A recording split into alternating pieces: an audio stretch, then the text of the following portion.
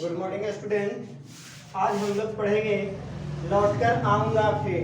लौटकर आऊंगा फिर। लेखक हैं सर जीवनानंद दास। लेखक कौन है? जीवनानंद दास। इनका जन्म सर 1899 ईस्वी को हुआ था। पश्चिम बंगाल। कहाँ हुआ था? पश्चिम बंगाल में हुआ था।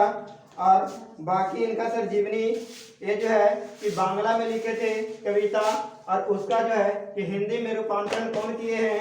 जो प्रयाग शुक्ल। कौन किए हैं? प्रयाग शुक्ल जो है कि हिंदी में रूपांतरण किए हैं, जो आज हम लोग पढ़ेंगे। ठीक है, तो लौटकर आऊंगा फिर। लेखक देखिए क्या लिखते हैं कविता। कहते हैं खेत है जहां धान के, खेत है जहां धान के, बहती नदी के किनारे फिर आऊंगा लौटकर, फिर आऊंगा लौटकर एक दिन बंगाल में। सर लेखक को इतना प्यार है बंगाल से, इतना प्यार है तो कहते हैं कि खेत है धान जहां, मतलब कि सबसे ज्यादा जो है कि धान कहाँ होता है? पश्चिम बंगाल में होता है, इसलिए लेखक वहाँ के हैं। तो बोलते हैं कि खेत है जहाँ धान के, बहती नदी के किनारे फिर आऊंगा लौटकर एक दिन बंगाल में। ठीक है, ये बात को समझ लिए। आगे कहते हैं नहीं शायद होऊंगा मनुष्य। कहते हैं कि मरने के बाद अगर शायद मैं मनुष्य नहीं होऊंगा, अगर मनुष्य नहीं होऊंगा तब होऊंगा अबाबिल। तब होऊंगा अबाबिल, मतलब अबाबिल मीन्स पक्षी। कहता है कि अगर मरने के बाद अगर हम शायद अगर मनुष्य नहीं हुए तो होऊंगा अबाबिल, मतलब पक्षी। ठीक है, आगे कहते हैं सर या फिर कौवा, या फिर कौवा उस भोर का फुटेगी नई धान की फसल पर जो। मतलब कहते हैं कि अगर मनुष्य नहीं हुआ तो क्या होगा? कौवा। क्या? कौवा। ठीक है, फिर आगे कहते हैं कोहरे के पालने से कटहल की छाया तक भारत पेंग आऊंगा एक दिन। मतलब कहता है सर कि पेंग, पेंग मतलब पक्षी जब उड़ता है ना तो उसको बोलते हैं पेंग भरना। क्या करना? मतलब कि हम पेड़ पर पेंग भरूंगा आसमान में, उसी को बोलते हैं। अब कहते हैं आगे कि बनकर शायद हंस में किसी किशोरी का, जो है कि मैं बनकर आऊंगा हंस किसी किशोरी का, मतलब किसी राजा महाराजा के बेटी के पास आऊंगा हंस बनकर।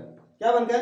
हंस बनकर, वही बोलते हैं। फिर आगे कहते हैं घुंघरू लाल पैरों में, और वो राजा महाराजा के जो बेटी होगी वो हमारे पैरों में क्या बांध देगी?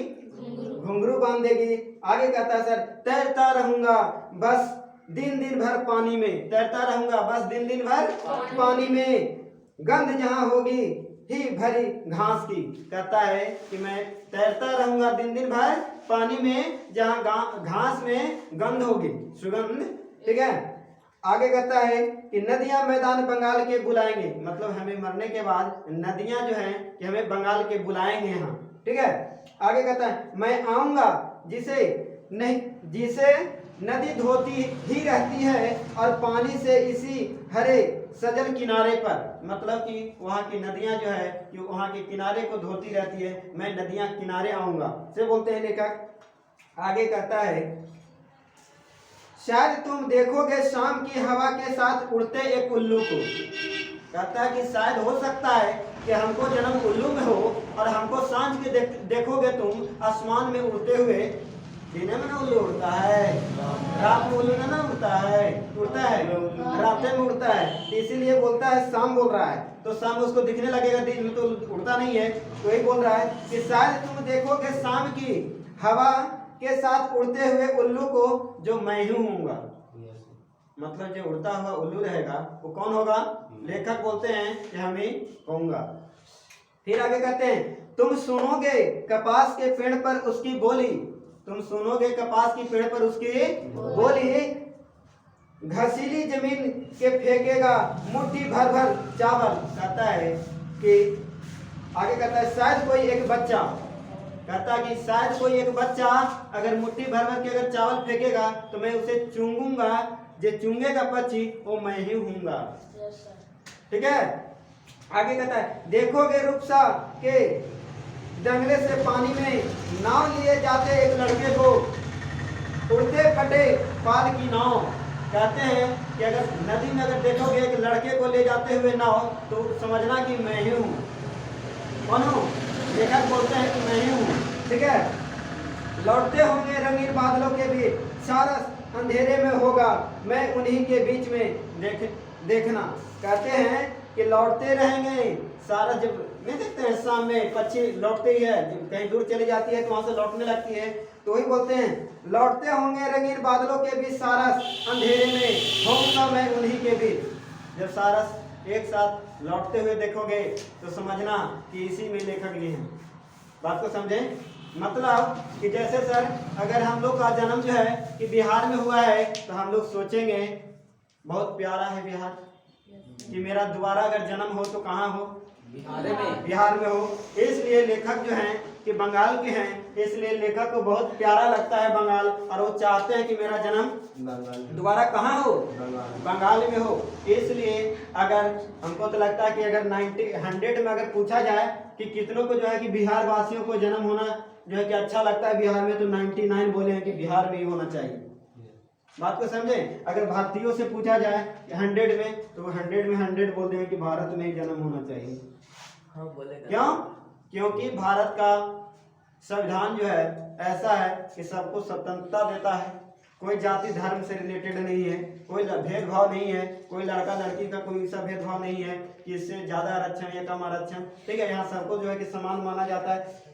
इसलिए लेखक सर बंगाल के हैं, इसलिए जो है कि लेखक बार बार आने की बात कर रहे हैं। कहाँ? बंगाल में। ठीक है, अब थोड़ा आंसर क्वेश्चन पे देख लेते हैं कि क्या क्वेश्चन कहता है इसका। कहता है कवि किस तरह के बंगाल में एक दिन लौट कर आने की बात करते हैं? बताइए।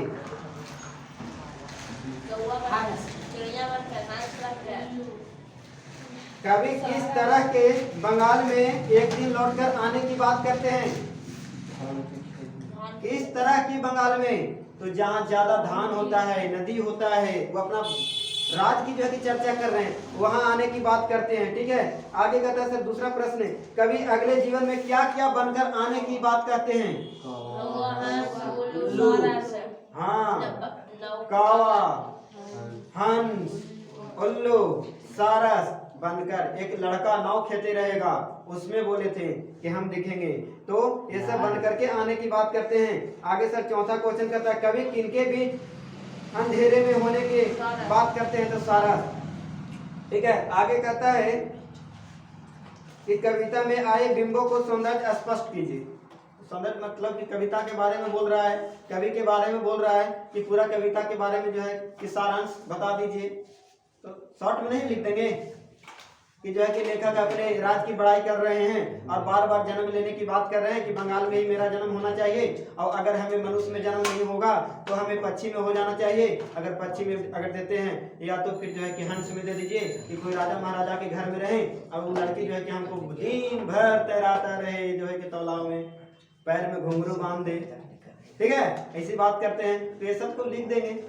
हमको लगता है आप पूरा के पूरा जो है कि समझ गए होंगे, और जो है कि सर ये चैप्टर समाप्त हुआ और आप लोग इसका आंसर क्वेश्चन बना करके लाइएगा। और मेरा जो है कि यूट्यूब चैनल है साहब सर मौज मस्ती, तो उस पर भी सब्सक्राइब कीजिए, ठीक ना, और लाइक कीजिए।